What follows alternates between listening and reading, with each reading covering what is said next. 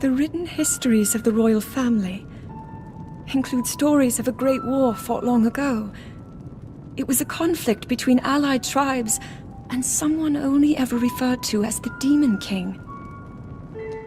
Welcome to MojoPlays, and today we're scratching our heads over the 10 biggest mysteries in The Legend of Zelda: Tears of the Kingdom. For this list, we'll be looking at unanswered questions and queries we have about Nintendo's latest, greatest adventure. If you haven't finished the game yet, beware of spoilers ahead. This game is obviously massive, so if there are any other mysteries you have about Tears of the Kingdom, or better yet, any answers to glean from our own, let us know about them in the comments. The moment I had the sword, I knew what to do. I knew this was why I came to this era. Before we begin, we publish new content all week long, so be sure to subscribe and ring the bell to be notified about our latest videos. The timeline problem. This is not the world I know. Firstly, let's address the elephant in the room. Does Tears of the Kingdom clear up any timeline questions? Well, no, not really. Nintendo went the same route it did as with Breath of the Wild. There are references to many past entries, some of which take place in entirely different timelines. We get more on the history and founding of this Hyrule, but nothing is made very clear. In all likelihood, Nintendo is much less concerned with chronology than fans are. We know Breath of the Wild is at the end of a timeline. The most popular theory is that both games and their histories are set far in the future and have seen the timelines converge. Many Zelda games have an opening that describes them as legends or myths passed down. Maybe by the time Tears of the Kingdom takes place, that's all they really are. The Ancient Tribe. The Zonai were teased in Breath of the Wild through many curious ruins. However, players could also collect the Barbarian armor, which was said to have belonged to an ancient, warlike tribe. Many players assumed these ancient tribes were one and the same, but then Tears of the Kingdom showed that the Zonai were anything but barbaric. Unless the armor's makers were an offshoot of the Zonai, similar to a Zod Kryptonian situation, that means there's some other extinct group of people that we know almost nothing about. Did their violent tendencies lead to their downfall? And if they weren't the Zonai, who were they? Were they called the Lomai, naming the 3 labyrinths after themselves in which Link finds each armor piece? The set is earned elsewhere in the sequel, so it's anyone's guess. If this becomes a trilogy, we'd love some answers.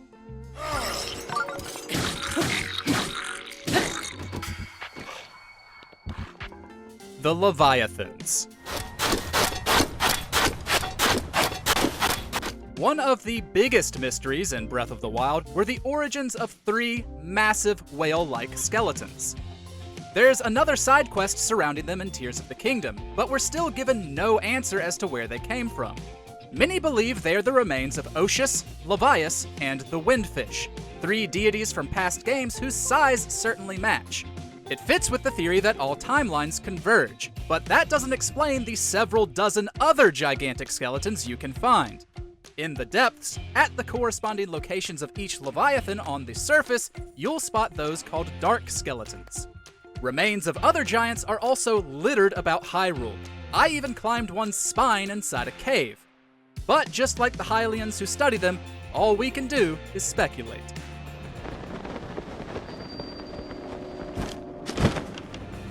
Birds of a Feather. I am Rauru. There are many characters in the series that are reborn, appearing in multiple games across timelines. But Tears of the Kingdom marks the first time Nintendo has recycled the name Rauru. A character by that name appeared in Ocarina of Time, but there are several other similarities that make us wonder. They both act as the Sage of Light, and both have a fondness for owls. While Ocarina's took on the form of one in the real world, the Rauru of Tears wears owl-inspired clothing. In fact, the Zonai overall revered owls and even based the design of the Glide armor set around them. Is this just Nintendo paying homage, or is there some greater connection here? It wouldn't be the first time sages transcended time, connecting to their descendants.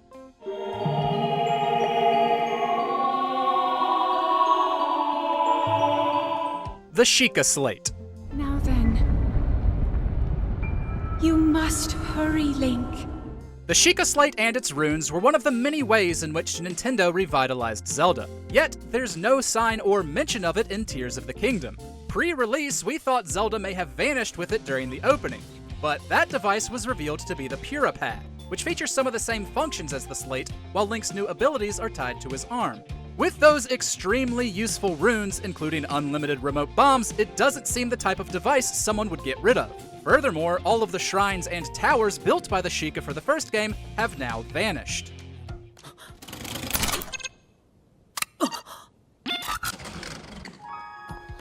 The Divine Beasts. That thing is history.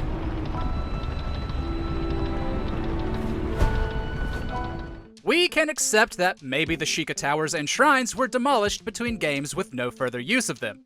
What's harder to accept is the glaring omission of the Divine Beasts.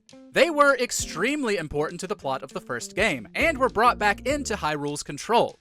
You may find an NPC who mentions them in Tears, but other than that, and the existence of Divine Helms, their whereabouts are a complete mystery.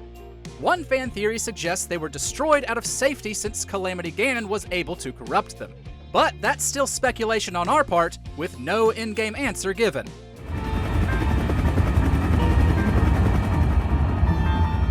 The Missing Rito.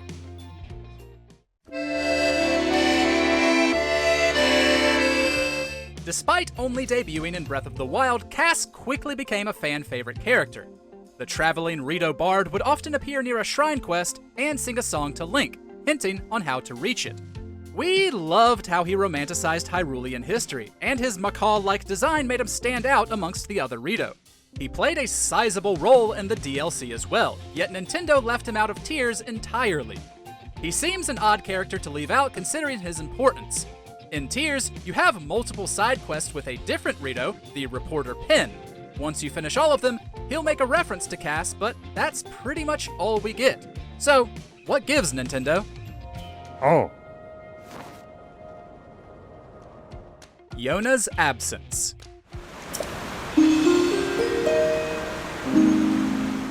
Sidon's charm and admiration for Link made us ecstatic to revisit Zora's domain in Tears of the Kingdom. When we got there, we were introduced to Yona, the prince's fiancée and eventual wife. While the internet has mixed feelings about her due to their love of the prince, we're more curious about something else. She isn't in Breath of the Wild, nor is she ever mentioned, but her character page states she's known Sidon since birth. She also tells Link she's heard his name mentioned most days since she first arrived at the domain. That begs several questions. Where has she been, and how long has she been gone? There's a massive unreachable continent off the coast of Hyrule that players have always wondered about. Are there other Zora domains there? Perhaps we'll explore her more in the future. The nature of the Triforce. The Triforce has long been an important symbol in Zelda, but its nature in Breath of the Wild and its sequel has us a little perplexed. Normally, one of the three main characters gets their designated piece, while bringing together all three grants the wish of whoever does so.